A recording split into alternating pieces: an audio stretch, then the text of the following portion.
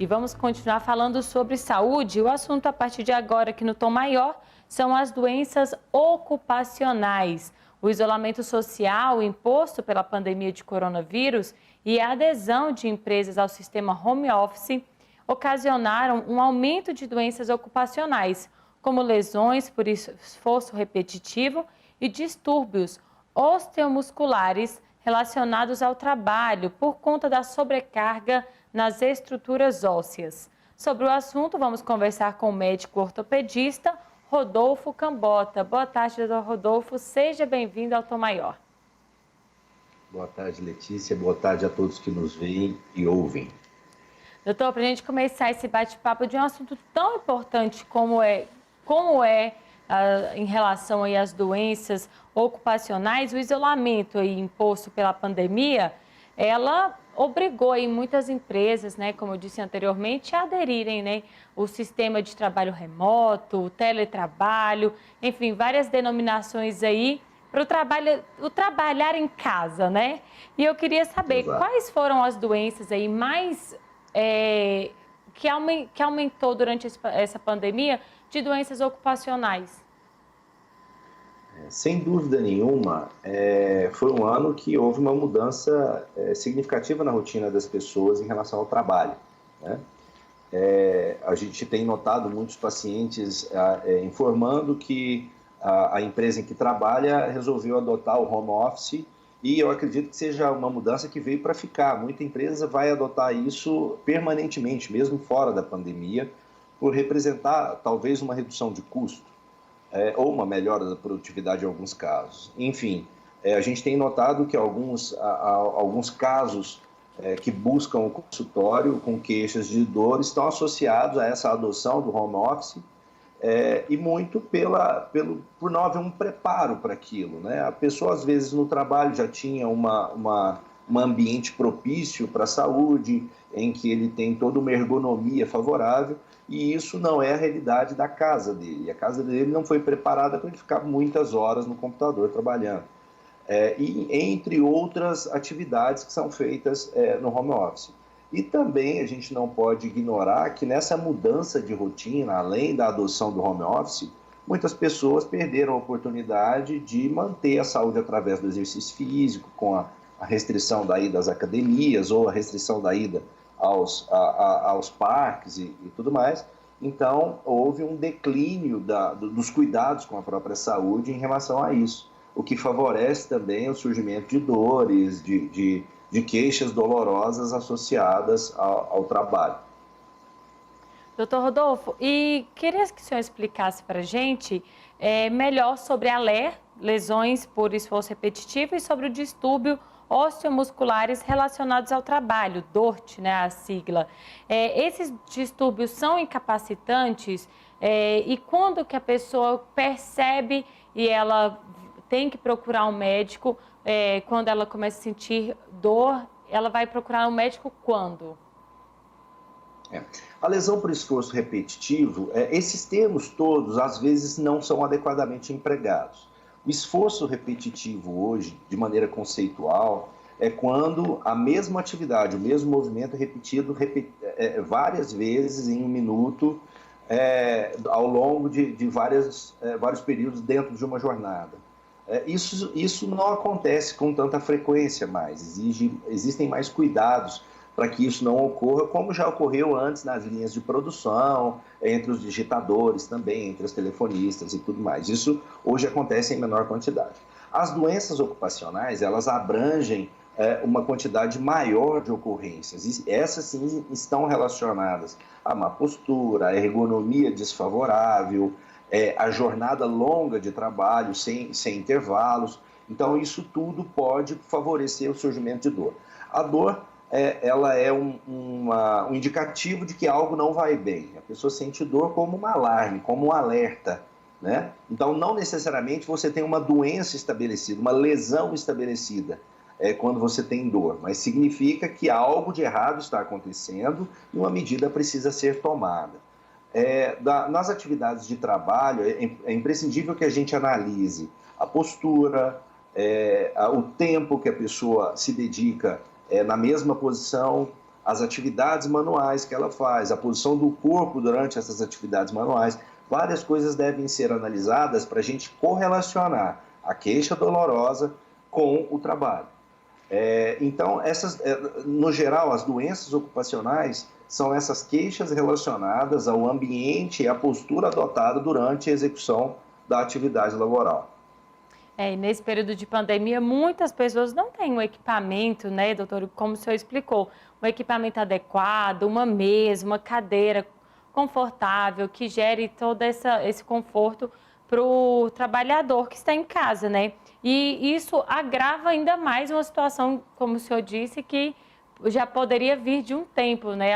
Ele sente uma dor ali, outra aqui, e agora intensificou pela má condição que ele tem no trabalho, né? Exato. E eu acho que tem o todo também, Letícia, que é a mudança, o impacto que foi a pandemia também para a saúde mental, né? A pessoa não ter oportunidade, às vezes, de manter um convívio social, que é algo absolutamente saudável. A pessoa não teve oportunidade de fazer os exercícios físicos que fazia de maneira rotineira, ficando mais sedentário. Quem era sedentário ficou mais ainda, né? Quem fazia atividade se tornou sedentário. E isso vai refletir na saúde, não resta dúvida que isso vai refletir na saúde. Outra coisa que em muitas pessoas mudou, muita gente acusou ter alterado o seu ritmo de sono, né, ter piorado a sua qualidade de sono. Então tem gente que hoje dorme pior, porque às vezes está estressado, está ansioso com a situação, dorme mais tarde, ou precisa assistir TV, precisa de um filme. Então, as pessoas estão fora da sua rotina normal. Por mais que a gente tenha tentado adotar novas rotinas, a gente sabe que as pessoas fugiram daquilo que estavam acostumadas.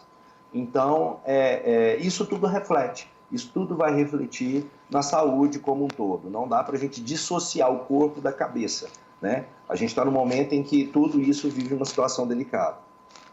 O senhor disse dessa questão psicológica no trabalho, e já me veio aqui em mente, porque nesse período de pandemia nós falamos muito sobre os profissionais da saúde. O senhor é um profissional da saúde e temos aí muitos outros profissionais que estão à frente aí do combate à pandemia da Covid-19. Eles estão mais vulneráveis a essas doenças ocupacionais? Eu acredito que nessa modalidade nem tanto, porque o profissional de saúde não teve oportunidade de fazer home office, né? Ele manteve a sua rotina intensificada. Então, o que mais recai sobre o profissional de saúde hoje na verdade, o estresse, né? E a sobrecarga de trabalho. Então, não há uma mudança da postura, não é uma mudança da ergonomia. Na verdade, uma mudança desse estresse e do peso que é hoje você ter que frequentar um hospital como a sua rotina, que é o nosso caso, né?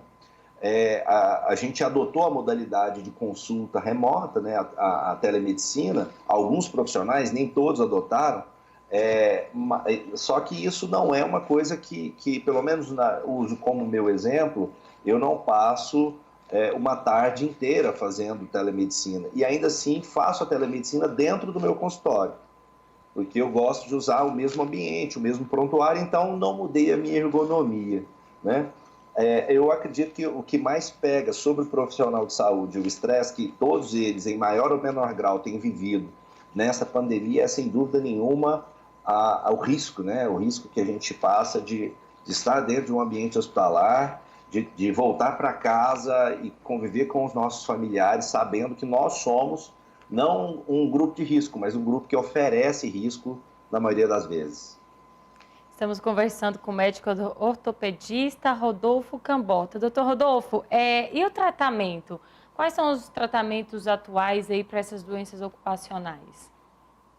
Eu costumo dividir o tratamento para essas e várias outras doenças ortopédicas, eu costumo dividir em duas partes. Primeiro, a gente tem que melhorar a dor do paciente, trazer conforto ao paciente. Então, isso depende de medicamento, isso depende de manobras, de fisioterapia, de várias ações que a gente pode promover para esse paciente para reduzir a dor e o desconforto dele.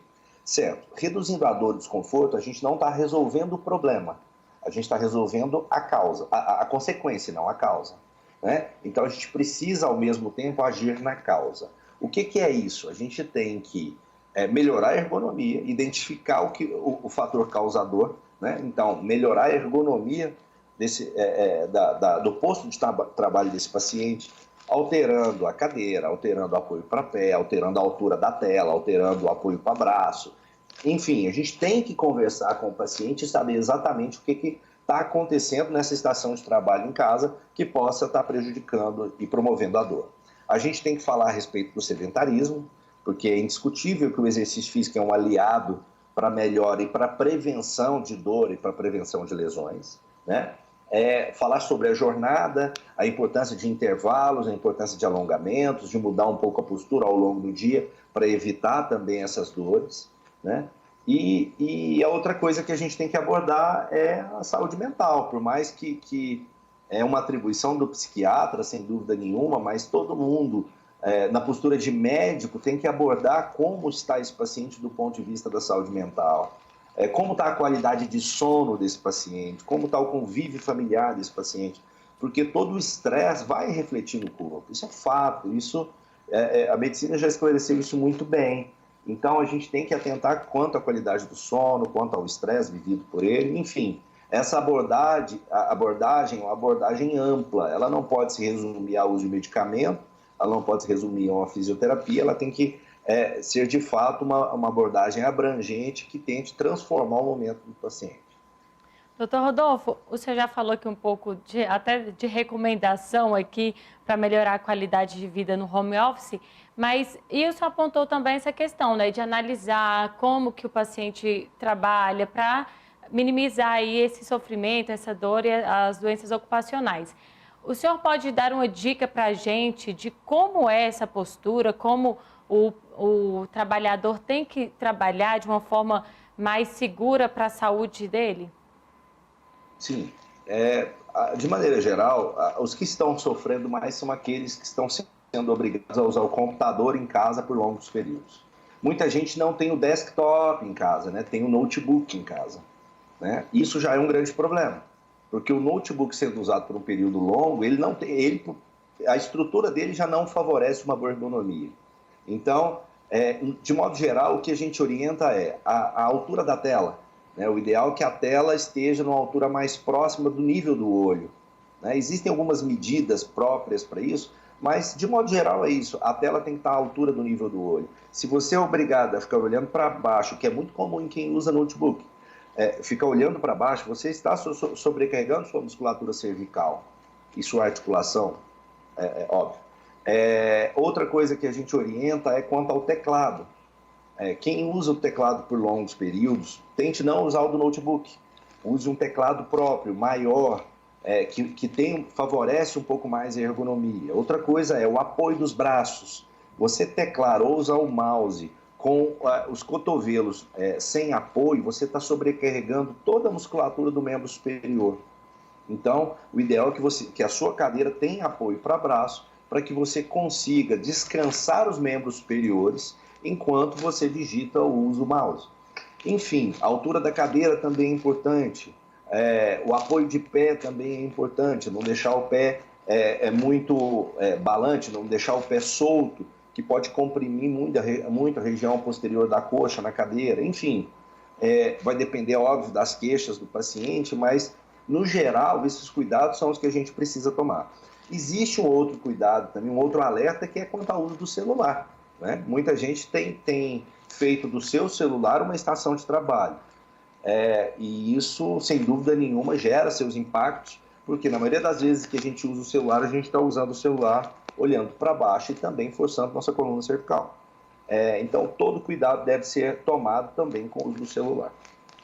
Doutor Rodolfo, o senhor falou também sobre o sedentarismo. Eu queria que o senhor também desse algumas dicas aqui para o nosso ouvinte, telespectador internauta, de como evitar o sedentarismo aí em meio à pandemia de Covid-19, mesmo nessa época que a gente está vivendo aí de reabertura, né? Já tem academias funcionando, mas infelizmente estamos avistando aí uma segunda fase, um segundo pico de casos de Covid-19. Então, provavelmente, e às vezes essa é a recomendação melhor, né, de as pessoas permanecerem mais em casa, evitando aí esse contato com as pessoas, né, e sempre mantendo esse distanciamento e isolamento social. Então, qual que é a dica para evitar o sedentarismo? Letícia, na minha opinião, não tem mais desculpa, né?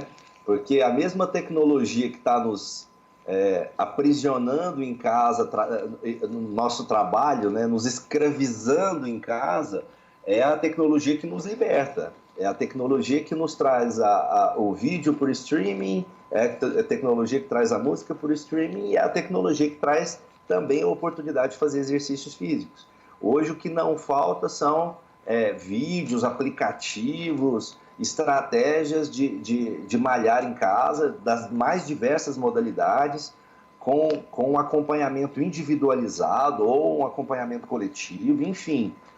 Não tem muita desculpa, a gente consegue fazer exercício sem aparelho, sim, a gente consegue fazer exercício com o peso do corpo, dá para... Talvez você não vá virar um halterofilista em casa, mas sair do sedentarismo hoje é uma coisa perfeitamente plausível, acessível, gratuitamente ou até através de aplicativos pagos.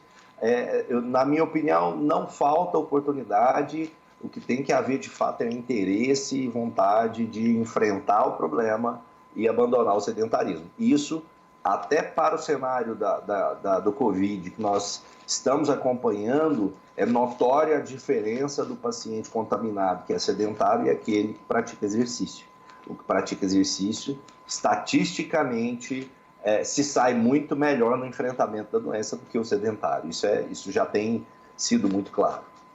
É verdade, eu sou prova viva disso, viu, doutor? Nesse período de pandemia eu fiquei um pouco preguiçosa, evitei ali as atividades físicas e a mão começou a doer. Depois eu falei assim, não, vou começar aqui a fazer atividade física e melhorou, ajudou muito, viu, doutor? E eu também agradeço o senhor pela entrevista aqui, pela disponibilidade em conversar com a gente, o médico ortopedista Rodolfo Cambota. Muito obrigada, doutor.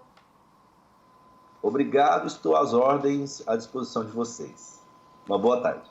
Boa tarde. Para você acompanhar mais de perto aí todas as informações e as dicas que o Dr. Rodolfo Cambota trouxe aqui para a gente no Tom Maior, é só acessar sagresonline.com.br ou então mire a câmera do seu celular para o QR Code que aparece na sua tela, que você vai ter fácil acesso aí ao nosso site, o nosso portal de notícias.